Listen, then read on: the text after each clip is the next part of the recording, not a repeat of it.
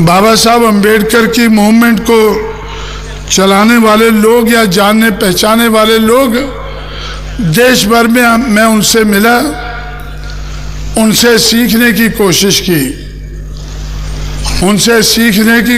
की, लेकिन कोई सीखने वाली बात मुझे नज़र नहीं आई। फिर मैंने सोचा कि इसमें हमें कोई और, इस विचारधारा में कोई और जो कमी है वो पूरी करनी चाहिए। मुझे कमी क्या नज़र आई कि बाबा साहब अम्बेडकर को जब तक वो जिंदा रहे 1956 तक, बाबा साहब अम्बेडकर को गांधी जी और उसकी कांग्रेस ने और दूसरे नेताओं ने सिर्फ शेड्यूल्ड कास्ट का लीडर बनाकर रखा। शेड्यूल्ड कास्ट से बाहर वो ना जा सकें, ऐसा प्रबंध उन्होंने किया। लेकिन शेड्यूल्ड कास्ट उस वक्त बाबा साहब के ज़माने में पूरे देश में 100 में से 15 थे। अगर 100 में से 15 लोग भी बाबा साहब के साथ जुड़ जाएं तो भी शासितकर्ता जमात नहीं बनती है। तो इसलिए बाबा साहब अम्बेडकर की अपने ज़माने में अपनी मुश्किल थी, उनके बारे में आप लोग अच्छी तरह से जानते हैं। 1952 में काजरोलकर ने उनको बॉम्बे में हराया और 54 में उनको आपके नज़दीक भंडारा है, भंडारा से बोरकर ने हराया। बाबा साहब अम्बेडकर के लिए खुद चुनाव जीतना, पार्लियामेंट में पहुंचना मुश्किल हो गया था।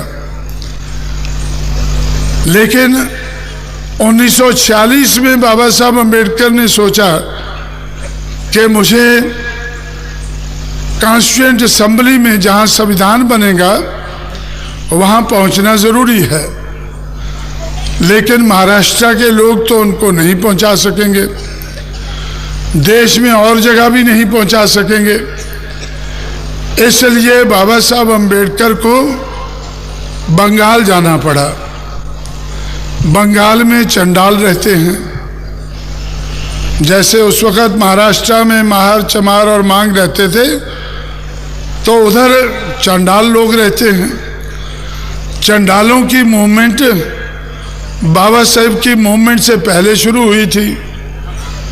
तो इस तरह से 1946 में बाबा साहब अम्बेडकर चुनकर संविधान बनाने वाली असेंबली में पहुंचे कि बाबा साहब अम्बेडकर का जो सपना था कि जाओ अपनी दीवारों पर लिख लो, हमें इस देश की शासितकर्ता जमात बनना है। तो बाबा साहब अम्बेडकर के ज़माने में उनकी इतनी मुश्किलें थी, उन्होंने जो 1932 में 18 अगस्त 1932 को राउंड टेबल कॉन्फ्रेंस के आधार पर जो अधिकार हासिल किए थे, वो 24 सितंबर 1932 को पूना पैक्ट करने के बाद वो उनको गंवाने पड़े। और भी उनकी मुश्किलें रही, लेकिन बाबा साहब अम्बेडकर के रहते हुए कांग्रेस पार्टी और दूसरी मनुवादी पार्टियों ने बाबा साहब अम्बेडकर को शेड्यूल्ड कास्ट से आगे नहीं बढ़ने दिया, 15% से आगे उनको नहीं बढ़ने दिया। लेकिन 1956 के बाद बाबा साहब अम्बेडकर के लेफ्टिनेंट्स ने बाबा साहब को नीचे खींचा, उनको नीचे खींचा।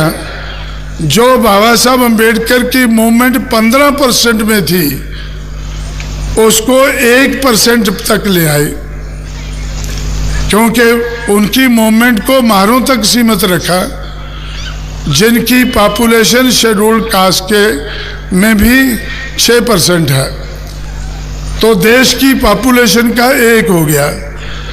100 में से 1 आदमी अगर बाबा साहब को मानता है तो भाई कैसे शासित करता जमात बनेगी? तो इसलिए नहीं बन सकी।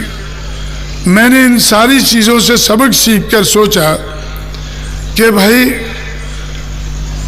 बंगाल में चंडाल संघर्ष कर रहे हैं, महाराष्ट्र में महार संघर्ष कर रहे हैं, पंजाब में चमार संघर्ष कर रहे हैं, बंगाल में परिया संघर्ष कर रहा है, लेकिन किसी का संघर्ष कामयाब नहीं हो रहा है।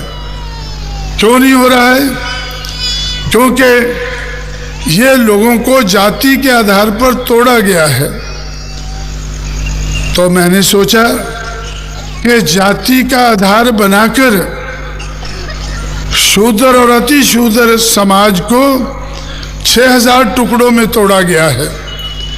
इसलिए ये जो तोड़े गए लोग हैं, जिनको बाबा साहब अम्बेडकर ने जोड़कर शेड्यूल कास्ट बनाया, शेड्यूल ट्राइब बनाया, ओबीसी बनाया, उनको 6000 टुकड़ों से जोड़कर 3 टुकड़े तो बना दिए हैं, लेकिन शेड्यूल कास्ट में 1500 जातियां हैं, शेड्यूल ट्राइब में 1000 है और ओबीसी में 3743 हैं।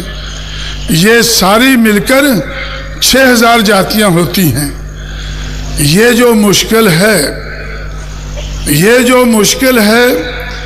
ये सिर्फ बाबा साहब अम्बेडकर की मुश्किल नहीं है, छत्रपति शाहू महाराज की मुश्किल नहीं है, ये मुश्किल महात्मा ज्योतिराव फुले की नहीं है, ये मुश्किल इन 6000 जातियों की है।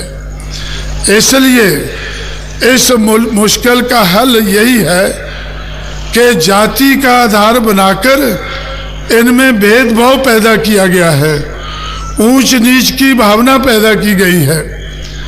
ऊंच नीच की भावना को हटाकर, भेदभाव को हटाकर अगर इनमें भाईचारा पैदा करके जाति के आधार पर तोड़े हुए लोगों को जोड़ा जाए तो ये तो बहुत ज़्यादा हो जाते हैं।